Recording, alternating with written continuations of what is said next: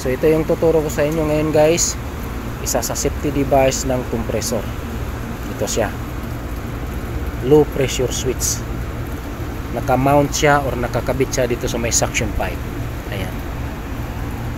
So ngayon, ano bang function niya or purpose or trabaho niya dito sa isang aircon unit? So ngayon guys, paano ba niya maprotektahan yung compressor? Dahil nga safety device siya ng compressor. So ngayon, ito siya, meron siyang pressure calibration. Magdepende yan sa type ng refrigerant kung anong refrigerant na gamit sa isang unit. So ito, R22, yung pressure calibration niya guys is 35 PSI.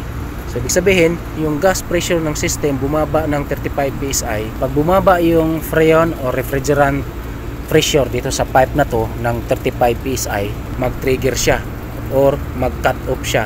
Ibig sabihin, itong dalawang linya mag-disconnected.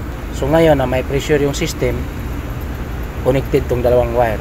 Pero pag bumaba yung pressure ng 35 PSI, mag-disconnect tong dalawang wire. So ngayon, paano niya maprotektahan yung compressor? So ganito yan guys. Itong dalawang wire, naka-series din yan dito sa magnetic contactor E2 na coil. So pag mag-trigger siya, ma-switch off niya tong magnetic contactor. So ngayon yung magnetic contactor ito yung nagbibigay ng power supply ng compressor. So ibig sabihin ma-switch off yung compressor. So ganun yung trabaho niya or purpose or function niya to protect the compressor na hindi gana ng gana kahit kunti na lang yung refrigerant gas sa system.